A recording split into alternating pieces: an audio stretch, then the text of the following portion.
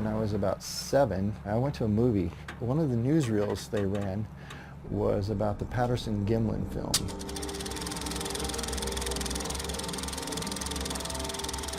I saw that Bigfoot walking across the screen and I thought to myself, wow, they are real. Sorry to burst your bubble, but the Patterson-Gimlin film was admitted to be a hoax decades ago. Since that day, I spent all my childhood walking through the woods looking for Bigfoot prints. As my father would say, at least he isn't playing video games or watching TV. That kind of led through my whole life. Since then, I learned a lot about the scientific method, and I went from being the teenager who was looking for Bigfoot to somebody who's actually doing research. You learned the scientific method, did some research on Bigfoot, and did not come to the conclusion that Bigfoot isn't real like I did. Color me a bit skeptical about your research. I mean, you don't even know that the Patterson film was a hoax. This is our Squatch Pod. It's our mobile research lab. Patterson got 13 seconds before his film ran out, and now we can do hours and hours and hours. Here's the thing with Sasquatches and cameras. You are only going to see one if you use a single low-resolution camera. Odds are, since you are using dozens of high-definition cameras and even a drone, that footage of a bear or a man in a suit is going to be far less convincing. My theory is that you don't find Bigfoot, he finds you. Once we get out here, I will put people in locations and just sit and be quiet and listen. The woods will come alive for you. You'll start hearing stuff you didn't hear before. There is no noise you will hear in the woods that cannot be explained. The only way we're going to prove this is potential sightings or the amount of potential finding evidence. The only way to do that is just time in the woods.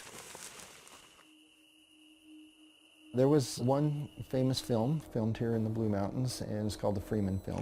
Spoiler alert, blurry footage and an indistinguishable dark humanoid figure in the background that could easily just be a man in a suit.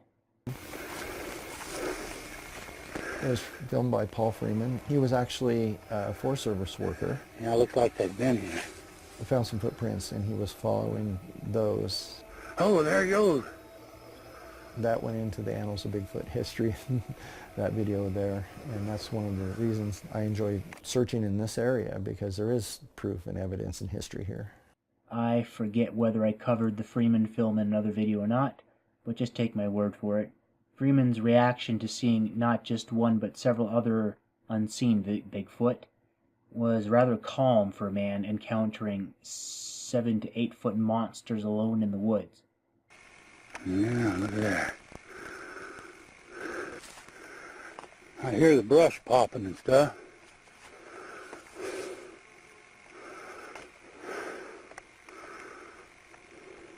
Oh, there he goes.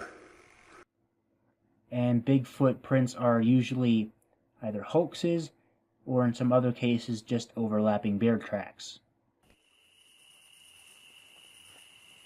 I've been doing this for 20 years and I've spent a lot of time in the woods. In that 20 years, I've had 5 interactions with Bigfoot.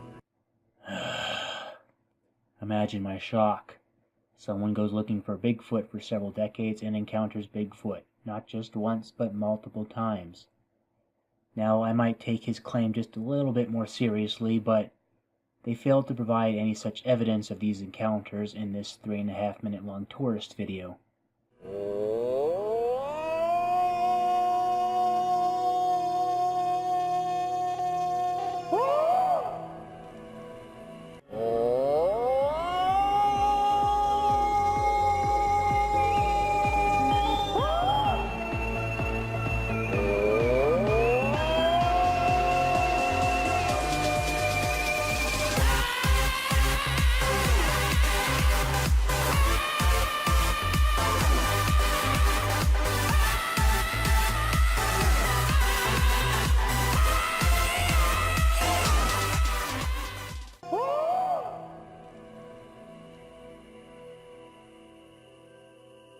I tell a lot of people that, I don't really believe in Bigfoot. I leave belief up to religion. I've studied the evidence and found it credible. Did this guy just kind of imply there's more proof for Bigfoot than for God? If I was a Christian, I might take a little bit of an offense from that. I think they have a very small population. Some scientists presume that for a species like Bigfoot to continue to exist, without much inbreeding, there needs to be at least 500 to 1,000 specimens within a certain area. But spread out across the whole of North America, such a population wouldn't be able to maintain a stable and healthy population.